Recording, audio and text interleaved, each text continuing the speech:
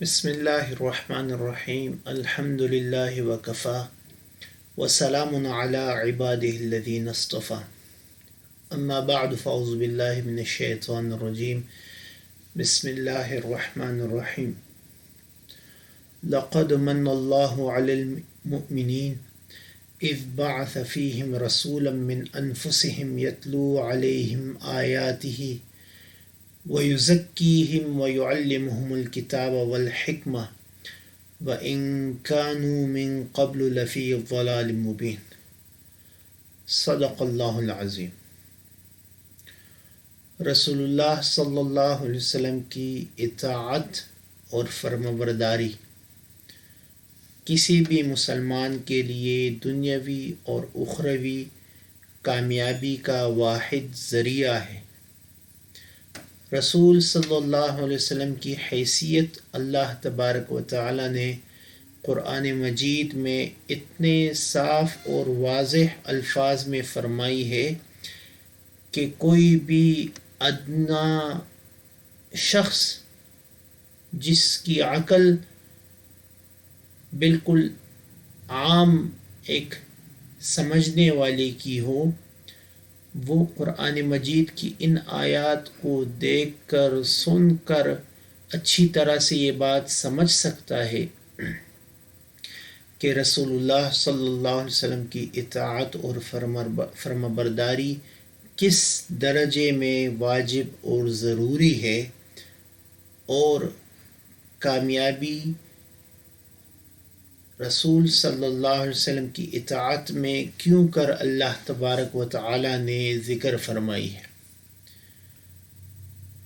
قرآن مجید میں اس بارے میں متعدد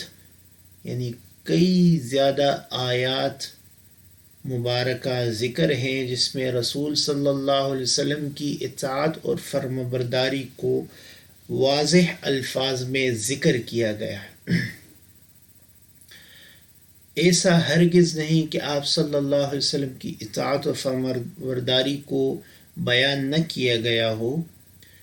لیکن بعض لوگ اس بات کو سمجھنے سے قاصر ہیں، ان کی عقل نارسا اس بات کا انکار کرتی ہے کہ رسول صلی اللہ علیہ وسلم کی حیثیت محض ایک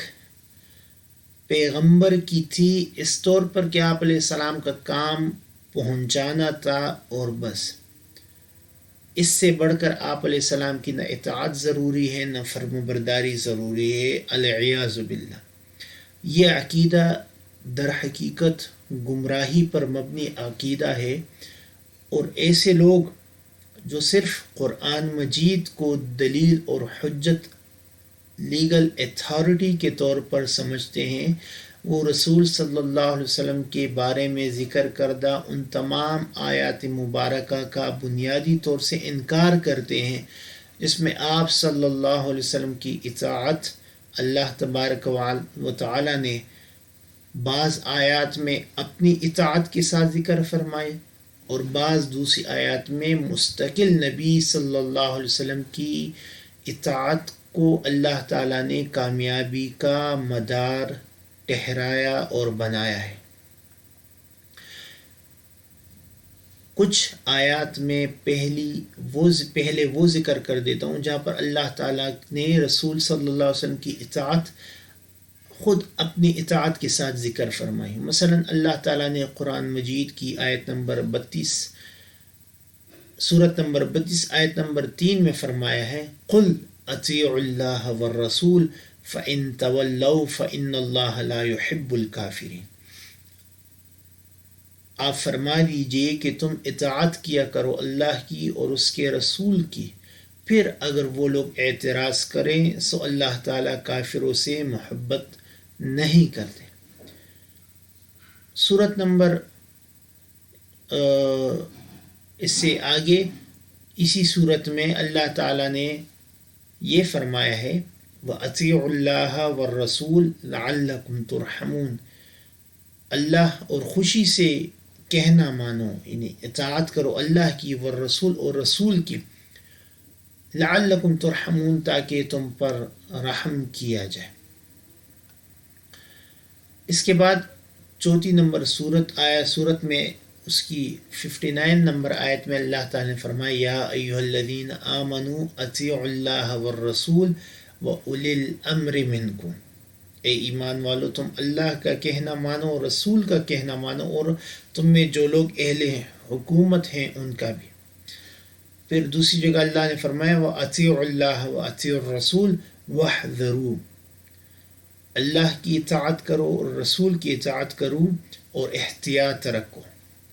پھر مزید دوسری جگہ اللہ نے فرمایا فَاتَّقُوا اللَّهَ وَأَصْلِحُوا ذَاتَ بَيْنِكُمْ وَأَطِيعُوا اللَّهَ وَرَسُولَهُ إِن كُنتُم مُّؤْمِنِينَ۔ یہ آیتیں اور اس کے علاوہ بے شمار آیات دوسری جہاں پر اللہ تعالیٰ نے اپنی اطاعت کے ساتھ رسول صلی اللہ علیہ وسلم کی اطاعت کا بھی ذکر فرمایا ہے، بنیادی طور سے وہ نقطہ ہے جو سمجھنے کے قابل ہے کہ جہاں پر اللہ تعالیٰ اپنی اطاعت کے ساتھ رسول صلی اللہ علیہ وسلم کی اطاعت کو بھی ذکر فرماتے ہیں۔ اس کے علاوہ بہت ساری ایسی آیات ہیں کہ جہاں پر اللہ تعالیٰ نے صرف رسول صلی اللہ علیہ وسلم کی اطاعت کو بنیادی نقطے کے طور پر ذکر فرمایا ہو۔ مثلا اللہ تعالیٰ فرماتے ہیں وَمَا أَرْسَلْنَا مِن رَّسُولٍ إِلَّا لِيُطَاعَ بِإِذْنِ اللَّهِ، یہاں پر اللہ تعالیٰ نے صرف رسول صلی اللہ علیہ وسلم کی اطاعت کو ذکر فرمایا، اور ہم نے تمام پیغمبروں کو خاص اسی واسطے مبعوث فرمایا ہے کہ یہ حکم خداوندی ان کی اطاعت بحکم خداوندی ان کی اطاعت کی جائے۔ دوسری کا اللہ تعالیٰ فرماتے ہیں وَمَن يُطِعِ الرَّسُولَ فَقَدْ أَطَاعَ اللَّهَ،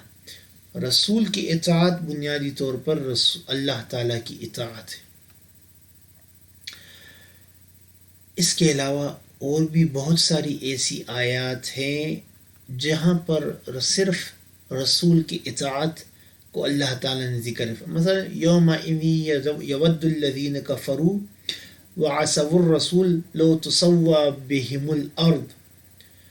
یا دوسری جگہ اللہ تعالیٰ نے فرمایا وَمَن يُشَاقِقِ الرَّسُولَ مِن بَعْدِ مَا تَبَيَّنَ لَهُ الْهُدَى وَيَتَّبِعْ غَيْرَ سَبِيلِ الْمُؤْمِنِينَ نُوَلِّهِ مَا تَوَلَّى وَنُصْلِهِ جَهَنَّمَ وَسَاءَتْ مَصِيرًا۔ تو رسول صلی اللہ علیہ وسلم کی اطاعت کو اللہ تعالیٰ نے خاص طور پر یہاں پر ذکر فرمایا، یا جس طرح کی پہلی آیت ہو گزری وہاں پر بھی اور یہاں پر بھی، مثلا اللہ تعالیٰ سورہ نجم میں فرماتے وَمَا يَنطِقُ عَنِ الْهَوَىٰ إِنْ هُوَ إِلَّا وَحْيٌ يُوحَىٰ۔ یہ تمام آیات بنیادی طور سے اس نقطے کو بیان کرنے کہ آپ علیہ السلام کی ذمہ داری رسالت و نبوت کا پہنچانا بھی تھا، اور مستقل طور سے آپ علیہ السلام کی حیثیت